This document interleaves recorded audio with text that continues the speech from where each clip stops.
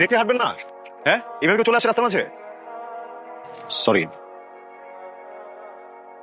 ভয় পানি তো না, একটু সাবধানে হাঁটলে। হ্যালো, এই যে আসো।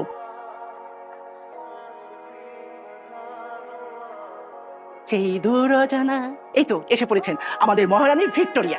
চাচি একটু এই একটু কি, ঘড়িতে দেখতে কয়টা বাজে? কোন ছেলের সাথে ঘুরতে গিয়েছিলি? ছোটবেলা তো বাবা আমাকে খেয়েছিস, আর এখন কোথায় গিয়ে মুখ কালো করে এসেছিস? চাচি রাস্তায় অনেক জ্যাম ছিল। খবরদার, প্রতিদিন আমাকে একই অজুহাত দেখাবি না। যা।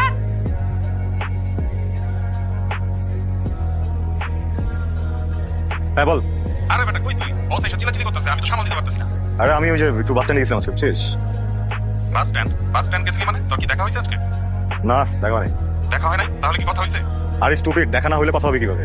দেখা কথা কোনোটাই হয় নাই, তাহলে মানে কারণ তাড়াতাড়ি চলে আয়। আরে আমার গাড়িতে কি যেন একটা হয়েছে, দাঁড়া আমি পরে ফোন দিচ্ছি, রাখ না রে বাবা।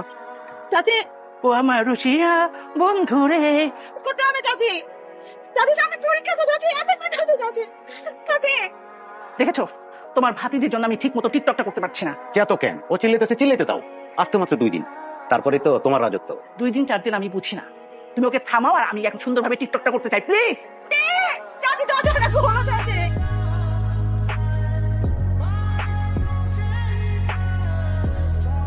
দাঁড়, তৈরি হয়ে নে। আমি কিছু করতে পারবো না। তোমরা কি ভাবছো? তোমরা আমাকে যখন যেটা বলবো আমি সেটাই শুনবো? হ্যাঁ, এতদিন শুনে আসছি। আর না, একজনকে ধরে নিয়ে আসছো আমাকে বিয়ে দেওয়ার জন্য। আমি তো রাজি না। আমার মতামত তো তোমরা একবারও নাও নাই। কি ভাবছো আমি কিছু বুঝি না? আমার বাবার দেশ সম্পত্তি সবকিছু নেওয়ার জন্য এগুলো করতেছো তো না? কি বলি তুই? তোর এত বড় সাহস! তুই কলম লেখাপড়া করেছিস, এই জন্য নিজেকে কি ভাবিস? হ্যাঁ শোন, তুই মনে করিস না তোকে আমরা ভয় পাই। তোর তাতে কাছে কাজে রাখতে ঠং না করে শাড়িটা পরে তৈরি হয়ে নে। আর যদি তৈরি না হোস, কিভাবে তৈরি করতে হয় সেটা খুব ভালো করে জানা আছে।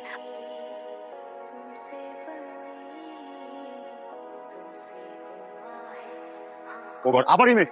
এই যে ওরা আপনি, ওরা ওরা আমাকে এই যে হ্যালো, আপনি ঠিক আছেন? জি বলুন।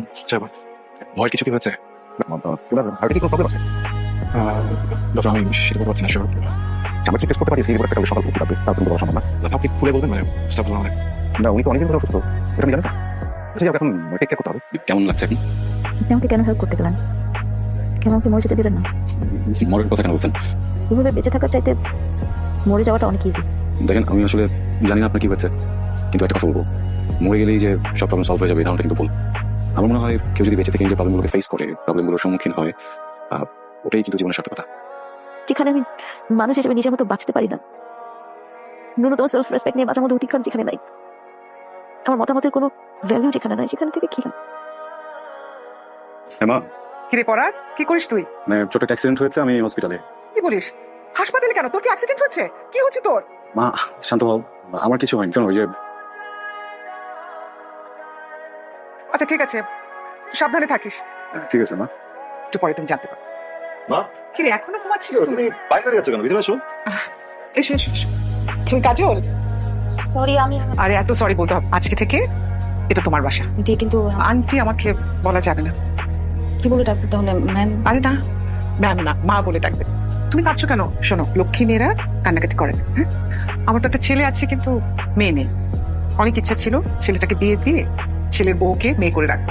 তাহলে তো ভালো হলো, আমাকে আর বিয়ে করতে হচ্ছে না আলাদা ভাবে। মানে তুমি তো একটা মেয়ে পেয়ে গেলে, তাই না? দেখ,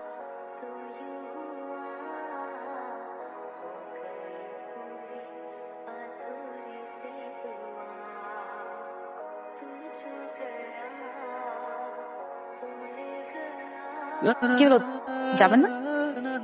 আমি চিনতে পারিনি না আসলে, এভাবে বের হয়েছে, দেখে ফেলে ঝামেলা হয়ে যাবে। তুই তুই এই বাড়িতে কেন এসেছিস? লজ্জা করলো না এই বাড়িতে আসতে? এই বাড়ির মেয়েরা কখনো পালিয়ে যায় না। ছি! ও এখন আবার ছেড়ে নিয়ে এসেছিস বাসায় ঢোকানোর জন্য? প্লিজ আপনি একটু বুঝে কথা বলুন। আমাদের ফ্যামিলির মধ্যে কথা বলছো, আর তুই এখনো দাঁড়িয়ে আছিস কেন? যা, চলে যা। চাচি আমি থাকতে আসিনি, এই বাড়িটা আমার। আমার বাবা আমার নামে এই বাড়িটা লিখে গেছে। তোমরা এখানে আছো সেটার একমাত্র কারণ হলো তোমরা আমার পরিবার। পরিবারের কাজকর্ম, পরিবারের ব্যবহার যদি এরকম হয়, সেই পরিবারকে 1 মিনিটের মধ্যে বাড়ি ছাড়া করতে কিন্তু আমার সময় লাগবে না। অনেক কথা শুনেছি তোমার, অনেক কিছু সহ্য করেছি। কথাবার্তা যা বলবা সাবধানে বলবা। আমি আমার কিছু জিনিস নিতে আসছি। এত রাতে জেগে আছেন, আপনি তো এত রাত জাগেন না, ঘুমিয়ে পড়েন তাড়াতাড়ি। অবশ্য আজকের দিনটা আপনার উপর দিয়ে বেশ ধকল গেল। আমি সরি, আপনি যদি একটা গল্প শুনবেন? আমার গল্প। আমি একজন মানুষকে খুব ভালোবাসি। তাকে প্রথম দেখেছিলাম বাস স্ট্যান্ডে, বোরখা পরা একটা মেয়ে বাসের জন্য অপেক্ষা করছে। আসলে আমি তাকে পুরোপুরি ভাবে দেখিনি, জাস্ট চোখ দুটো দেখা যাচ্ছিল, মায়াবী। আমি এরপর থেকে ওই মেয়েটাকে ফলো করা শুরু করি, কিন্তু কখনো সামনাসামনি গিয়ে কথা বলিনি। তোমার বিষয়ে কি জানেন, যতবারই নিজের ইচ্ছাকে পাত্তা দিতে গিয়ে ততবারই না ওই মানুষটা কেন যেন গায়েব হয়ে যেত। আমার বাস্তব জীবনেও আর আমার স্বপ্নেও। হঠাৎ করে একদিন ওই মানুষটা বোরখা ছাড়াই আমার সামনে চলে আসে। ভাগ্যের পরিহাস দেখেন, শুধু চোখ দেখে যে মানুষটাকে এত ভালোবেসে ফেলেছি, চেহারা দেখে মানুষটাকে আমি চিনতে পারিনি। আমার ভালোবাসার মানুষ, আজকে জানতে পেরেছি এই মানুষটাই আপনি। কিন্তু আপনাকে আমি ভীষণ পছন্দ করি একজন মানুষ হিসেবে। আপনার মতো মানুষকে যে বিয়ে করবে তাকে কি বলবে জানেন? সৌভাগ্যবতী। আপনি আমাকে বিয়ে করবেন? কবুল।